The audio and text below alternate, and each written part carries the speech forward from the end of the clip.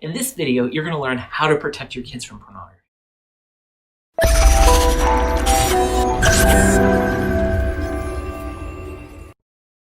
Hello, I'm Tyler Rich, a marriage and family therapist, and this channel is Richer Life Recovery, providing inspiration, information, and intention in recovery from porn or sex addiction. So there's lots of negative effects of looking at porn. I made a video about 10 negative effects about pornography that you can watch somewhere here. I'll also put down in the description below. In one 2008 study reported that about 14% of boys before the age of 13 were exposed to pornography. Yet just a few years later, in the same type studies that took place in 2011, that early exposure jumped to 48%. Now this was in 2011. It's been a few years since then, and since technology has grown even more, there's probably a lot higher likelihood that early exposure is happening sooner and sooner for children. Since it's easier to gain access to pornography, what I have found is that you have to protect your kids in two ways. And those two ways is developing communication and providing insulation. Communication is important because if you only insulate your children from pornography, this could make it the forbidden fruit, meaning that they want to seek it out more, or there's so much shame around sex that they hide their natural sexual development from loving, safe people. So the first part of improving communication in your family is you have to be able to talk about sex. You have to talk with your children about all different types of sex, what sex is, understanding like how it plays a role in our society, how it's natural for everybody. There's going to be certain things that they develop. You want to be age appropriate. You're not going to be talking about sex in inappropriate ways to young children, but life happens. I can remember growing up during the Clinton administration and hearing about oral sex, and my mom having to explain to me and my younger sisters what oral sex was because it was in the news. She took an opportunity that presented itself to teach and become an authority. So building up a comfort level and talking with your kids about sex is going to be really important. It's not something that has to be this deep, intense conversation. It needs to be something that you can just communicate with when it comes up, so that way it's safe. So the next big thing with communication is you have to empower your child to let them ask questions they might have. When you're able to answer questions outside of judgment and outside of your own embarrassment or discomfort, it creates a safe environment for your kids to turn to you to talk about sex and talk about sexuality. If you don't know how to answer those questions, they're going to look outside of the family and outside of your guidance to answer these questions. And the answers they get might not be the answers that are, one, correct, or two, fit with who you are and who you want them to be and your family's morals and values. The next big thing you need to be able to communicate with your children is the difference between love and lust. You are going to want to understand, what is love? How does sex play a role in love? What is that like for you and your moral compass for your family? What are your spiritual beliefs around the role sex should play in your life? Do you wait for marriage? Is it for a special occasion? What about protection? All of these different things need to be conversations that you can have freely, and you'll want to be able to discuss. If you want to discuss the latest Super Bowl commercial that objectifies women or objectifies bodies, that's a conversation to be able to talk about sex, because when you can have those conversations, talking about how pornography isn't something you want the family to participate in becomes a lot easier. When we don't even acknowledge that these things exist in our culture, we don't ever want to talk about sex, then pornography is going to be something we hide. And the best way to protect the kids is to talk about sex and the role of sex in your life. Last piece is you want to become a sexual authority. You want to understand what information you're giving your kids is correct. So you're going to want to figure out things that you might not know. What's the latest slang term that you don't understand that you're going to have to learn?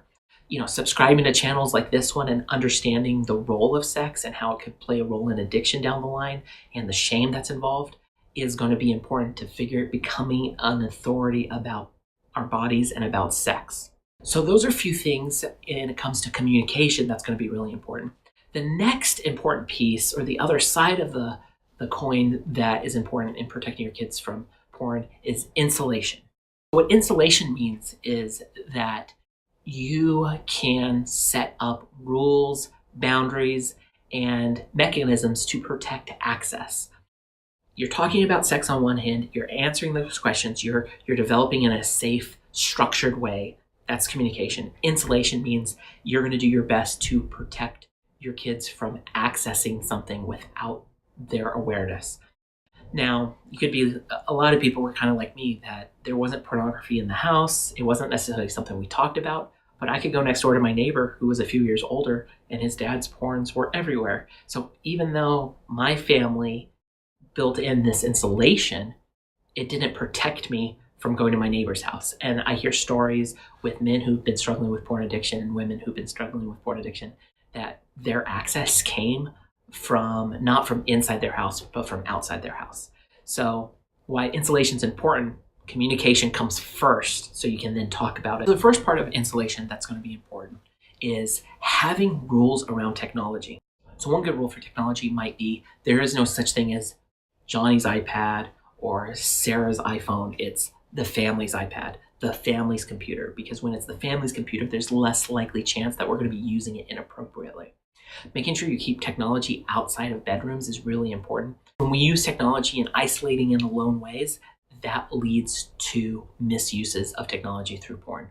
One of the biggest things I tell men who are struggling with porn addiction right away is don't take your phone to your bathroom anymore. Are you looking at porn in the bathroom? That's a huge way. So setting up family rules that everybody follows is important to protect the family and protect your kids from pornography. Do you have any rules with technology? Leave a comment down below. I'd love to know what family guidelines or rules that you have around technology for your house.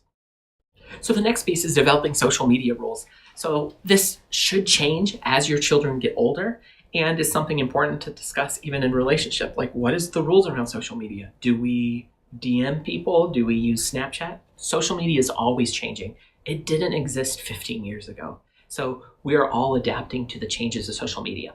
I don't like to think of social media or technology as good or bad. I just think it's a tool that can be used, and it's how we develop how we use it. So setting up guidelines and having a family meeting where we talk about the rules of social medias. We don't follow inappropriate people. We don't follow scantily clad people. We keep our profile private. If we're going to post photos on Instagram, mom and dad know what photos were posted beforehand. All of those things are going to be important in figuring out ways to protect. So there's not a right or wrong with social media rules, but I think it's important to talk about. So the next thing with insulation is you have to practice what you preach.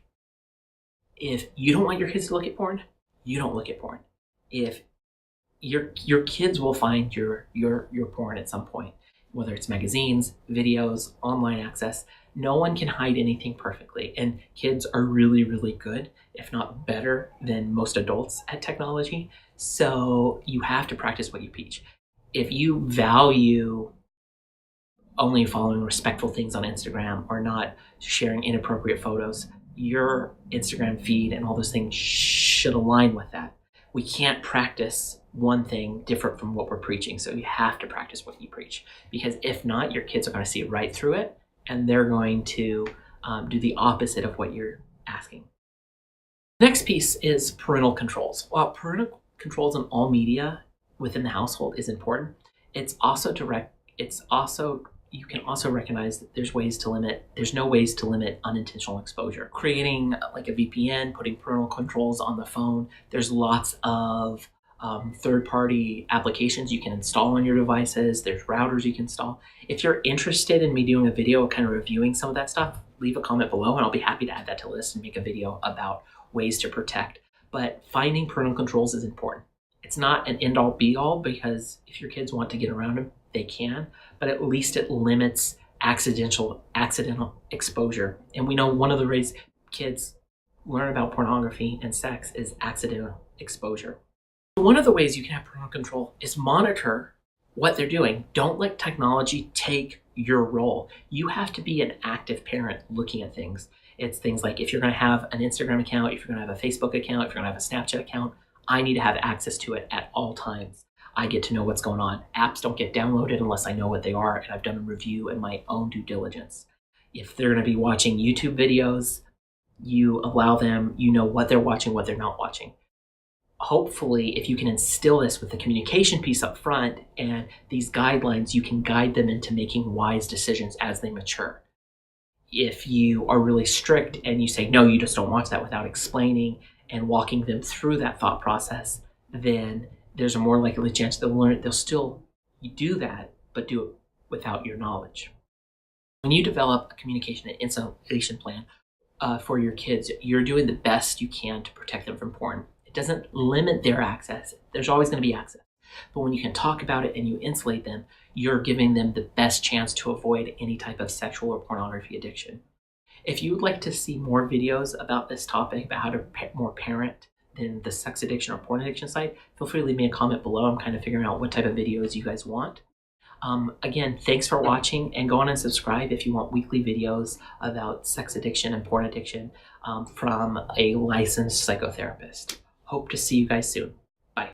Hey guys, I wanted to say thank you for watching this video. I know there's a lot of videos out there about sex or porn addiction, but not from a licensed marriage and family therapist. So I wanted to create this channel to provide that information. If there's questions or thoughts that you have, I'd love to hear them. So go on and message me on Twitter or Instagram or any of that social media that I'll list down below on my profile, or leave comments on the video. I'll be happy to respond to them there.